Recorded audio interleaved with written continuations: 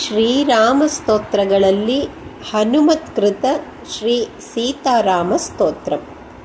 ಅಯೋಧ್ಯಾಪುರನೇತಾರಂ ಮಿಥಿಲಾಪುರನಾಯಿಕಾಂ ರಾಘವಾನಾಮಲಂಕಾರಂ ವೈದೇಹಾನಾಮಲಂಕ್ರಿಯಾಂ ರಘೂಣಾಂ ಕುಲದೀಪಂಚ ನಿಮೀನಾಂ ಕುಲದೀಪಿಕಾಂ ಸೂರ್ಯವಂಶಸಮುದ್ಭೂತಂ ಸೋಮವಂಶಸಮುದ್ಭವಾಂ పుత్రం దశరథస్యాద్యం పుత్రిం జనకభూపతే వసిష్ఠానుమతాచారం శతానందమతానుగాం కౌసల్యాగర్భసంభూతం వేదీగర్భోదితాం స్వయం పుండరీకవిశాలాక్షం స్ఫురదిందీవరేక్షణాం చంద్రకాంతాననాంభోజం చంద్రబింబోపమాననాం మత్తమాతంగగమనం మత్తహంసవధూగతాం చందనార్ద్రభుజామద్యం కుంకుమార్ద్రకుచస్థలీం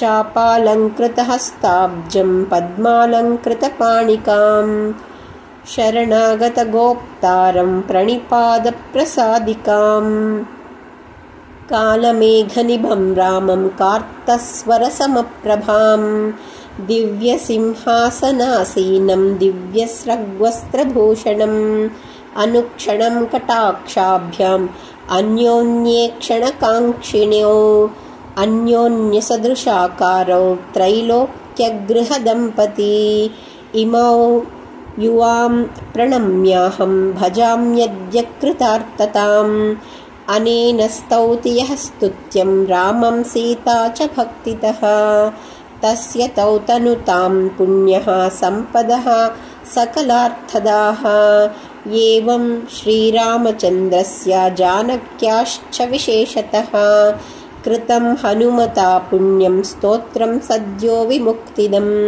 యః పఠేత్ ప్రాతరుత్థాయ సర్వాన్ కామాన్మవాప్నుయాత్ ఇతి హనుమత్కృత శ్రీ సీతారామస్తోత్రం. రామాయణ జయమంత్రం.